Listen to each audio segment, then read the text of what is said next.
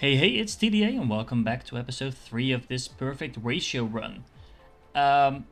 So this episode I want to start making Mark II assemblers. Why? Because that will make the math of everything else a lot easier.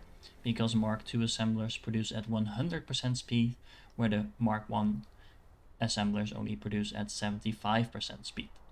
Doesn't matter, not really, but again, it makes the math a lot easier, and of course, we want the faster assemblers anyway because of our production. Now, there is one problem when it comes to the Mark II assemblers, and to be honest, to buildings in general. The math is really bad, and you need quite a lot of buildings if you want to make them from scratch. In this case, we need to make Mark II assemblers from Mark I assemblers. I want to include that in the build, mainly because it's not that difficult to make those. But as you can see, they need both processors as well as graphene. And graphene specifically needs a few more items, but to be honest, it's the combination of these three things, because the materials they need are all over the place. I won't walk you through the math on this specific one, mainly because it's really annoying, unless the easy way to do it is actually multiply this by 3. As in, try to make 1 per second, and the math becomes fairly straightforward, but you don't want to make 1 per second, you only want to make, at least I only want to make 1 per 3 seconds. That's more than enough for the production of assemblers, and multiplying everything by 3 will just make this build even bigger than it's already going to be. As you can see, my power is actually a bit under strain because our nice facility is up and running. You can see the blue and red signs chugging away. We're making quite a lot of progress on our research, so that is awesome. I've actually listed out the buildings I'm going to need for this build. As you can see, we need the graphene, we need the graphene, we need the processors, we need the Mark I assemblers. Then we also need graphite, I always mess those up, and some sulfuric acid to make the graphene. We'll need some circuit boards, we need some components, we need some cogs, we need some iron, we need some copper, and we need some silicon. So we actually need water as well, and we also need oil. I am actually going to be trading oil, and I'm talking about the refined version. So that is where is it? It's actually not in here because you can craft it. Okay, I'm talking about the refined oil. So this one actually I have in my inventory. I'm going to treat this as a raw resource instead of the crude oil. Why am I going to do that? Because of a very simple reason. The crude oil only turns into refined oil. That's not the best reason, because the same holds, for example, for copper ore, not iron ore actually, but for example titanium ore, etc. But the reason for that is because it only turns into one thing, but it also produces hydrogen when you make it. So if I'm going to include raw oil in every build, then that means I have to siphon off hydrogen in pretty much every build that oil is used in, and that is going to be extremely annoying really fast. It's also not very efficient, and we want these builds to be efficient, don't we? So since we're going to be porting in raw materials, I'm going to treat refined oil as a raw material. So just so you know, that will make everything else in our lives a lot easier moving forward. Okay, so without further ado, I am going to have to craft this. Once again, I'm just going to show you how it craft is sped up. Let me know in the comments if you actually like seeing that, or if you would prefer just to skip to the end. After all, I'm making this for you guys, so let me know which one you prefer. All right.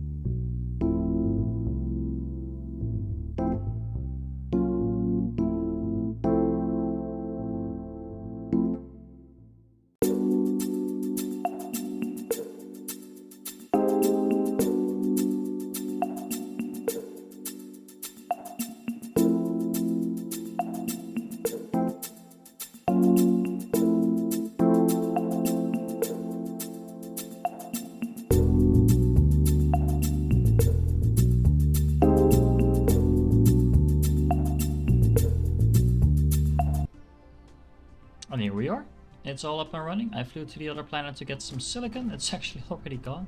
But that's not a problem because I should have a pretty nice amount of these now, which you can see if I don't put it correctly, but there we go.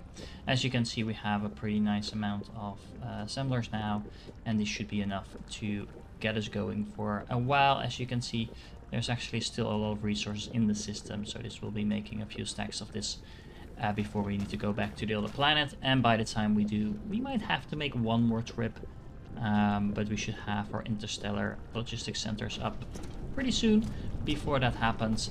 And the nice thing about these builds is that because they're only taking in the raw resources, and again I'm counting the refined oil as a raw resource, all I need to do on other planets is just make the miners, hook up some ILSs, and then have these builds requesting the raw resource, and of course there will be an ILS to do that.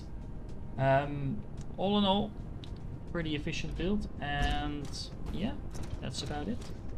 I actually made one more little addition to this build, and that is that I moved the entire thing. We want everything to look neat, so what I did is I aligned it with the other one. That actually meant I moved it like a few squares. Well, it was somewhere over here, if you can remember. And now it's nicely aligned to everything else. There was some water here, there was some stone here, so that was a nice coincidence. And all in all, it's working pretty nicely now. Alright, that was it. I hope you enjoyed this one, and I will see you in the next one.